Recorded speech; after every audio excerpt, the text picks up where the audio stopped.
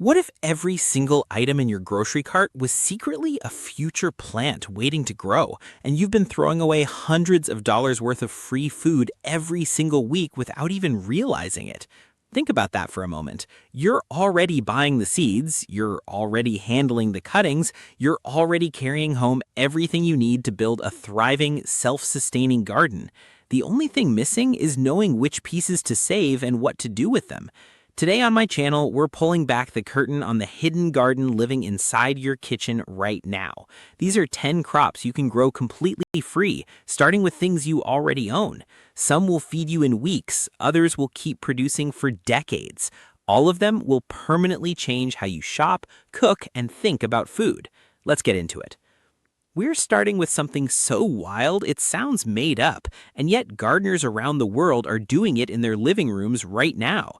That spiky green crown sitting on top of a fresh pineapple is not trash. It is a fully functional plant cutting capable of growing into a tropical fruit-bearing specimen right inside your home. Most people slice off the top and toss it without a second thought. That is a decision that costs you real money and real fruit. Here's what you do instead. Cut the crown away from the fruit, leaving just a small nub of flesh at the base. Peel away the lowest set of leaves to expose an inch or two of bare stem. Let it sit out for a full day so the cut end dries slightly and doesn't rot when it hits water.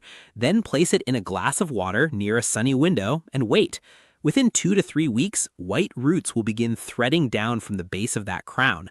Once those roots are an inch or two long, move the whole thing into a pot of fast-draining soil. Water it regularly, but never let it sit in standing water. Pineapple plants are surprisingly forgiving and incredibly good-looking. The long, architectural leaves fan out in a dramatic rosette that honestly belongs in any well-designed living space. After 12 to 18 months, something extraordinary happens. A flower spike pushes up from the very center of the plant. That spike slowly, almost impossibly, develops into a real pineapple growing right above the leaves. And here's the part that most people never hear about because it changes the entire game. Once the main fruit is harvested, the plant doesn't die. It sends out offshoots called pups from the base, and each one of those pups can be removed and propagated into a brand new plant.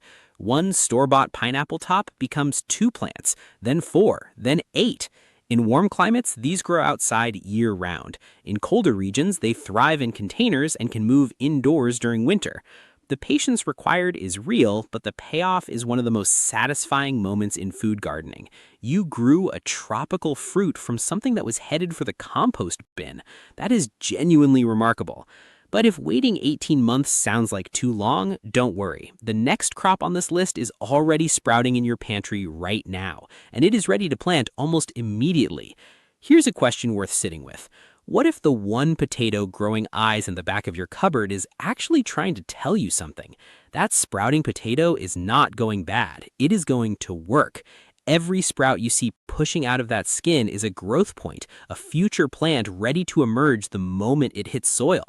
Regular potatoes are among the most productive crops a home gardener can work with, and you don't need to buy seeds or starts. You need the potato that's already sitting in your kitchen.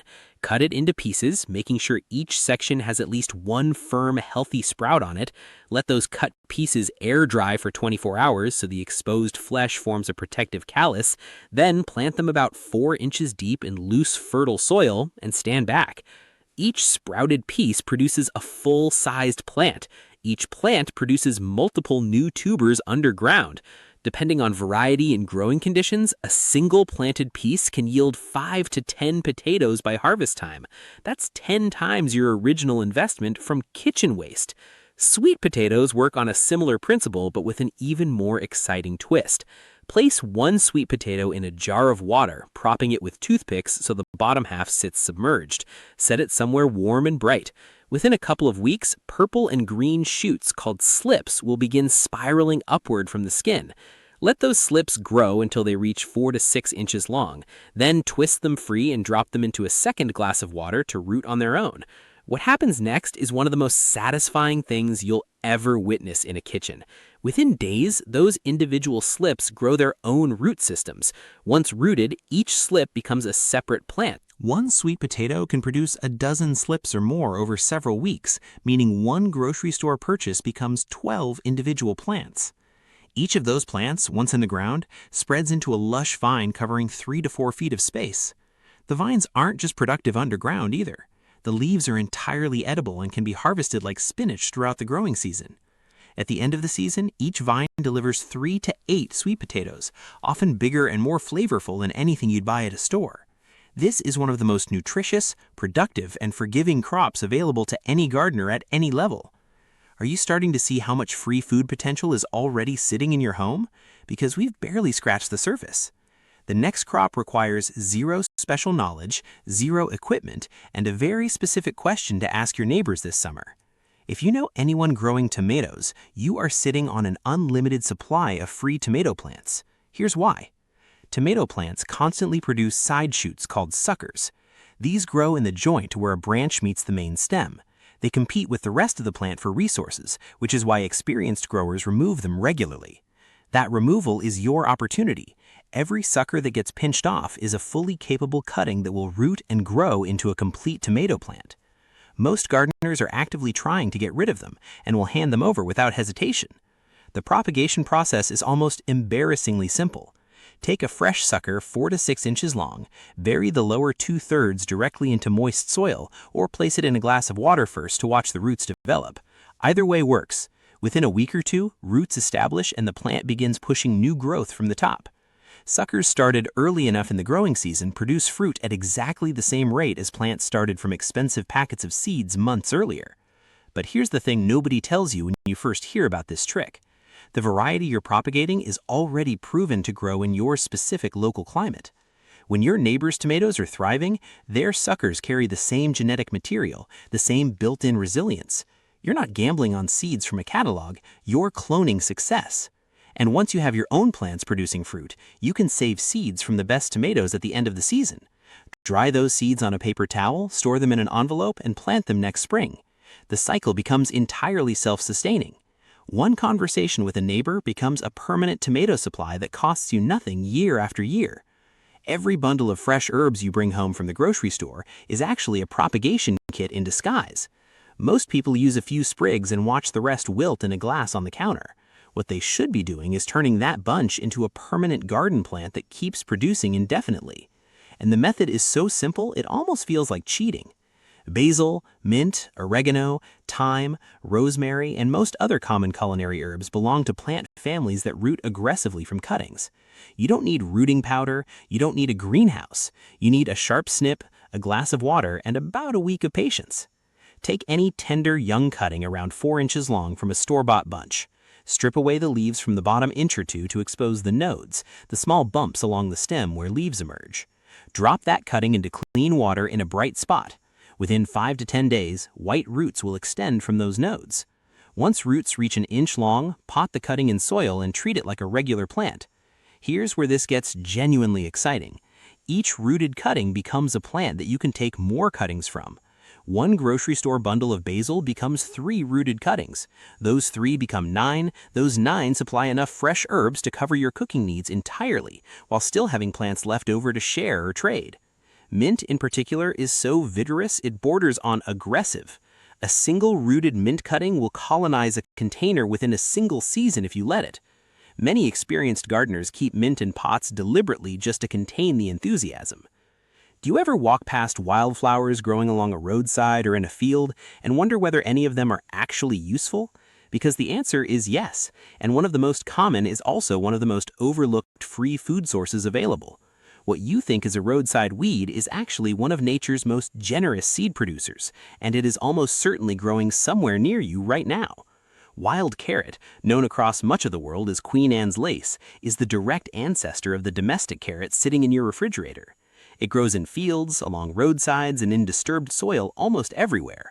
The plant is easy to identify in late spring and summer when it produces flat, umbrella-shaped clusters of tiny white flowers on tall, rigid stems.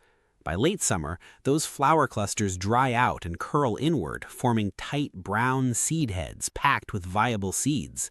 Each plant produces an enormous quantity of seed. A single dried flower head, when rubbed between your palms, releases dozens of individual seeds. Gather several flower heads and you have enough seed to plant a meaningful garden bed. These wild seeds often outperform commercial varieties in home gardens because they're already acclimated to the exact local soil conditions and rainfall patterns where you live. They haven't been bred for supermarket shelf life or uniform appearance. They've been selected by nature for resilience. Plant them in loose, deep soil, thin the seedlings as they emerge, and harvest the roots in fall. They won't look as uniform as grocery store carrots, but the flavor is often more intense, and the plants are far more forgiving. If you already grow carrots and want a zero-effort seed source every single year, here is an even simpler approach. Instead of pulling every carrot at harvest, leave 2 or 3 in the ground. Those plants will survive winter in most climates and shoot up tall flower stalks the following spring. Those stalks produce the same beautiful white flower clusters, which then dry into seed heads you can collect or simply allow to scatter naturally across your garden bed. The following year, volunteer carrots emerge on their own wherever the seeds landed. Essentially, a self-seeding vegetable patch that requires almost no deliberate effort to maintain. That is food gardening working exactly the way it should. Now let's talk about a crop with math so favorable it almost sounds like a financial scheme. One grocery store purchase, 40 to 80 plants in 2 growing seasons, and enough of a harvest to feed a family for an entire year. We're talking about garlic, and the numbers are real. Walk into any grocery store and buy a single bulb of garlic. That bulb contains 8 to 12 individual cloves.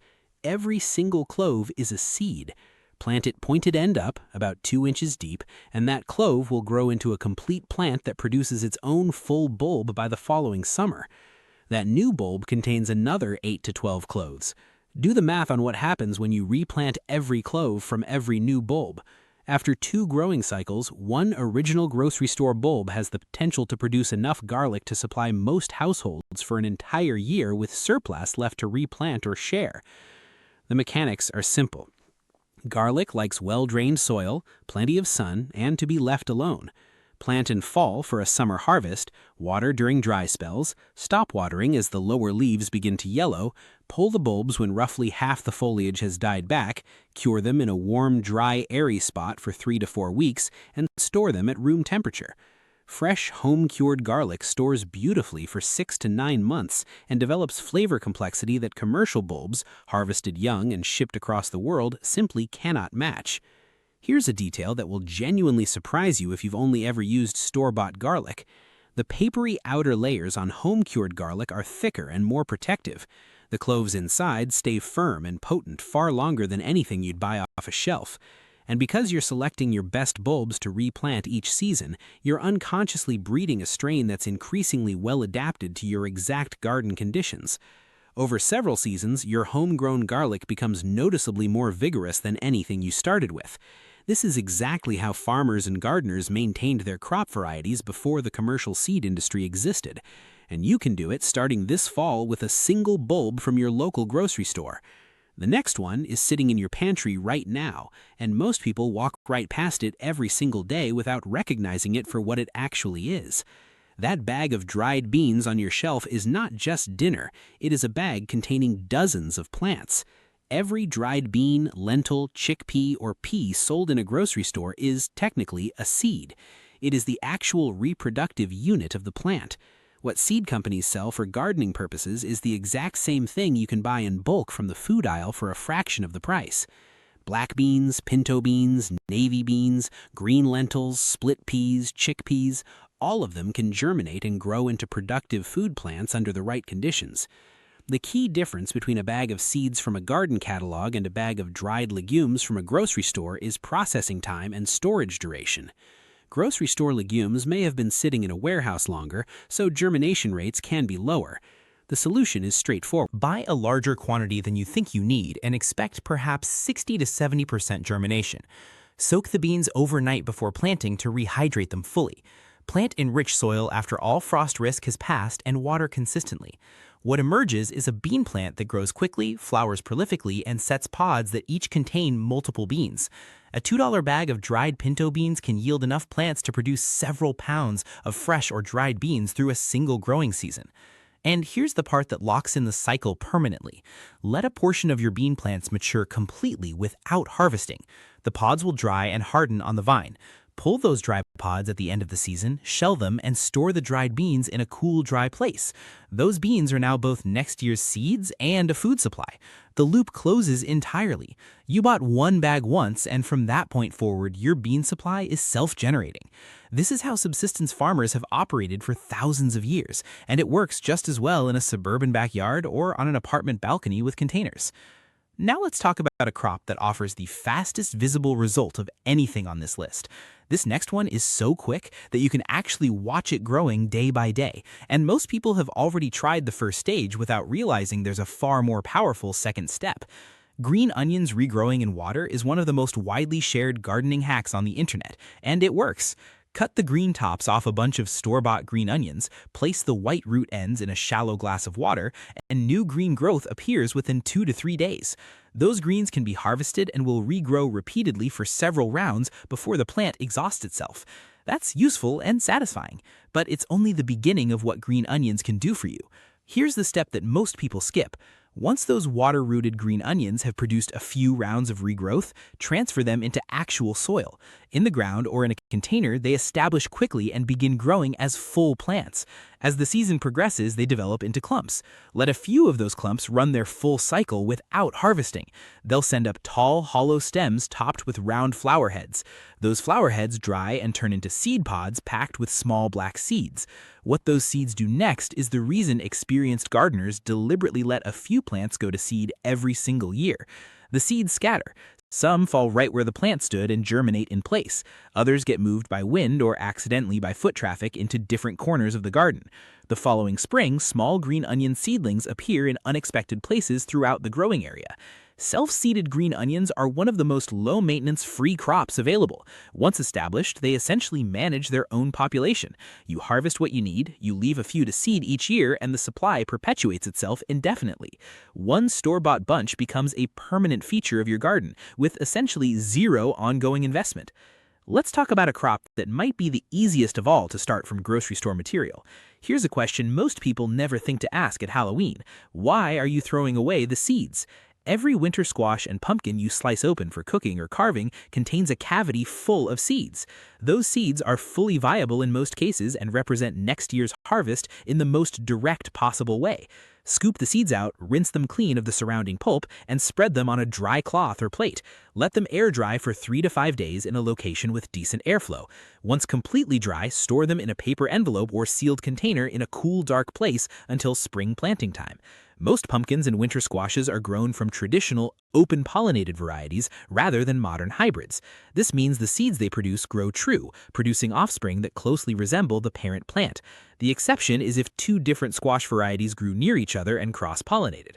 In that case, you might get a surprise variety, which is honestly part of the fun. Butternut squash, acorn squash, delicata, spaghetti squash, and most carving pumpkins all produce seeds worth saving and planting. The productivity of these plants, once established, is genuinely hard to believe until you experience it yourself. A single squash plant in good conditions can produce 3 to 8 large fruits over one growing season. Each of those fruits contains hundreds of seeds.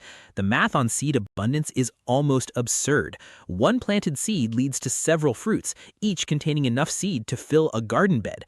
Winter squashes also store without refrigeration for months, some varieties holding well into the fall. This makes them one of the highest value crops for anyone interested in actually building food security rather than just a hobby garden. Plant seeds from this season's pumpkins, harvest squash next fall, and store them to eat through winter. The cycle is incredibly complete. We've covered 9 free crops so far, and each one builds on the same core idea. But the last one is the one most people almost always get backwards. That onion sprouting green shoots in your pantry is not spoiling. It is literally trying to reproduce itself, and if you plant it instead of throwing it out, it will multiply. When an onion sits long enough, internal signals trigger it to begin a new reproductive cycle. That's what the green shoot emerging from the top represents. The plant is attempting to grow again. When you plant a sprouted onion in soil, green shoot pointing upward, the original bulb acts as an energy reserve, feeding the new growth while fresh root systems develop underground. Over the following weeks, the original bulb begins to divide. Multiple new bulbs form in a cluster around the base of the original, each one developing its own foliage and root system. Harvest time arrives 3 to 4 months later, depending on your climate and variety. When you pull the plant and brush away the soil, instead of one onion, you find a cluster of 4 to 8 new bulbs gathered together. The original onion essentially split itself into a small family. Plant one sprouted onion that you would have discarded, harvest 8. The math is extraordinary for something that starts with garbage. And the variety doesn't matter much here. Yellow onions, red onions, white onions, sweet onions, and shallots all follow the same pattern. Shallots are particularly generous in this process, often producing more individual bulbs per original than standard onions. If you find shallots in your grocery store that are beginning to show green, buy them, plant them, and enjoy one of the most productive multiplication rates in the vegetable kingdom. 3 planted shallots can become 12 to 18 new bulbs, all ready to eat or replant in a single growing cycle. Like garlic, onions and shallots improve with each generation grown in your specific soil. They adapt, grow more vigorously, and develop flavor that reflects your local conditions in a way that commercially produced bulbs simply never will. Now, here's what ties all 10 of these crops together into something bigger than just saving money on seeds. The moment you start seeing grocery store produce as a seed source rather than just food, your entire relationship with gardening and food production shifts permanently. This is not just about being frugal, though the savings are real and they compound quickly. A family that grows garlic from one grocery store bulb, saves bean seeds for replanting, propagates herbs from store-bought bunches, and starts tomatoes from suckers is spending almost nothing on inputs after the first season. The garden becomes increasingly self-funding. Seeds from this year's squash plant next year's crop. Garlic from this harvest plants next autumn's bed. Herb cuttings from one pot fill the next. The system feeds itself. But beyond the economics, there's something more fundamental happening. When you grow food from the same plants you cook with, the distance between garden and kitchen collapses completely.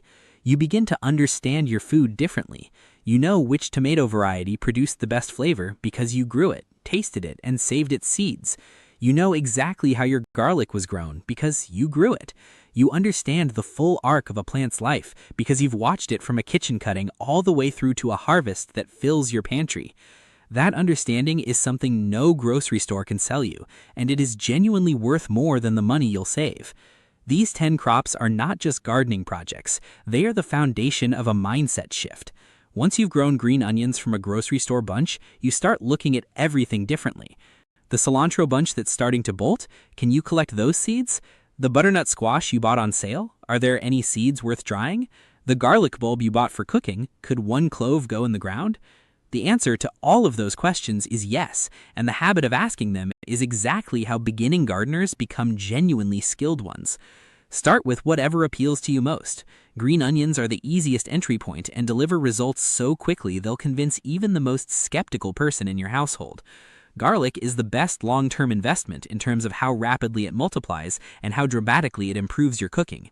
Sweet potato slips are the most satisfying visual progression. Watching shoots spiral out of a floating tuber is genuinely captivating. And pineapple tops are the most impressive party trick you can pull off in any living space.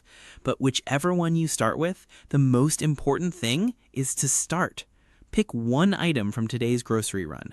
Don't toss it, try it. Set it in water, stick it in soil, give it a couple of weeks of attention and see what happens. The worst case is nothing grows and you've lost nothing at all.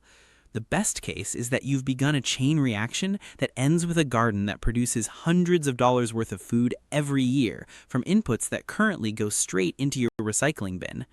The gardening community that practices this kind of thinking grows every year because the results speak clearly for themselves. Seed saving, cutting propagation, and kitchen scrap growing are among the oldest human relationships with plants that exist. Farmers maintained their entire crop supply this way for thousands of years before commercial seed companies existed. Reviving those practices in your own kitchen and backyard connects you to something genuinely ancient, while also being deeply practical in the most modern sense. And here is the final thought worth sitting with before you head to the kitchen. The most expensive thing about gardening is rarely the seeds. It is the knowledge of which plants are worth growing, which techniques actually work, and which inputs you can stop buying entirely. You now have that knowledge for 10 different crops. The rest is just execution. Your kitchen is already stocked. Your pantry is already seeded. Your next grocery run is your next trip to the nursery. You just have to start seeing it that way. If this opened your eyes to the growing potential already sitting in your home, hit like and share this with someone who's looking to start their own garden but thinks they can't afford to. And if you haven't already, subscribe to MY Channel because we cover exactly this kind of practical, accessible food growing every week. The garden you've been wanting to build is closer than you think, and it's already half stocked. Go look